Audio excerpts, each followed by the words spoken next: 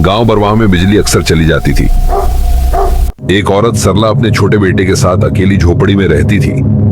उस रात अमावस्या थी, आसमान काला और पूरा गांव सन्नाटे में डूबा हुआ। आधी रात को अचानक धड़कर के दरवाजा खटकने लगा। सरला घबरा गई। इतनी रात गए कौन होगा? उसने झरोखे से बाहर देखा, लेकिन कोई नहीं था। जैसे ही वो वापस पलटी, दरवाजा अपने आप हिलने लगा। फिर बाहर से भारी आवाज आई। आवाज बहुत देर से इंतजार कर रहा हूं। बेटा मां से चिपक गया। मां दरवाजा मत खोलना। सरला ने हिम्मत करके कहा। काका कौन है? बाहर से वही आवाज आई। मैं तेरा अपना, बस एक बार दरवाजा खोल दे। सरला ने दरवाजे के नीचे से देखा।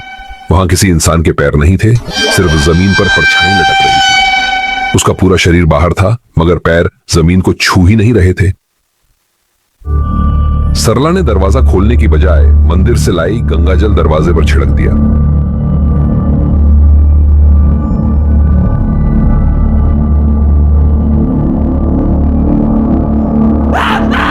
तभी जोरदार चीख सुनाई दी और खटखटाना बंद हो गया। सुबह जब गांव वाले आए तो दरवाजे पर जलने के निशान और खून के धब्बे मिले, लेकिन कोई इंसान नहीं। गांव में कहते हैं, अगर आधी रात को दरवाजा खटखटाया जाए तो बिना देखे सुबह होने तक इंतजार करो, क्योंकि कभी कभी वो इंसान नहीं, भूत प्रेत होते हैं। सुबह गांव वाले इकट्ठा हुए। किसी ने कहा, यह कालू प्रेत का काम है, वही रात को दरवाजे खटकाता है। के बुजुर्गों ने बताया कि कालू कोई जमाने में इसी गांव का आदमी था, जिसकी मौत रहस्यमय तरीके से कुएं में डूबकर हुई थी। कहते हैं उसकी आत्मा भटकती है और घर घर जाकर दरवाजे खटखटाती है। दिन तो जैसे तैसे निकल गया, मगर रात होते ही सरला को डर सताने लगा। आधी रात फिर वही हुआ। धड़ धड़ धड़। इस बार खटखटाना और भी तेज था और साथ में एक ठंडी हवा कमरे में भर गई।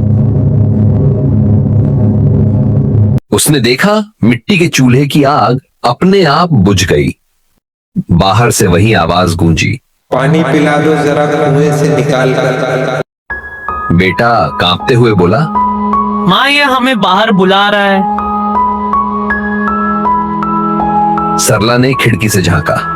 कुएं के पास, लेकिन चेहरा बिल्कुल काला, बिना आंखों के। अगले दिन सरला ने गांव के पुजारी से कहा। पुजारी बोले, कालू की आत्मा अधूरी है, उसे मोक्ष नहीं मिला। वो हर रात दरवाजा खटखटाकर किसी को अपने साथ कुएं में खींचना चाहता है।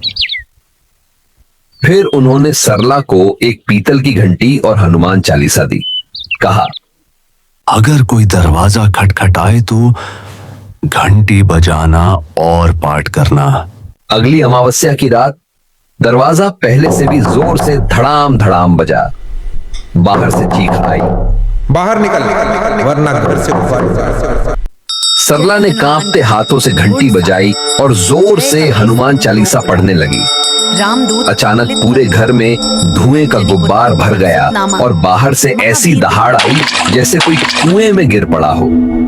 सुबह जब गांव वाले कुएं के पास गए तो वहां पानी बिल्कुल काला हो चुका था और सतह पर हड्डियां तैर रही थी। बुजुर्ग बोले, कालू प्रेत की आत्मा वहीं लौट गई, मगर कुआं अब अशुभ है, कोई इसमें पानी नहीं भरेगा। उस रात के बाद बरवाह गांव के कुएं को हमेशा के लिए बंद कर दिया गया।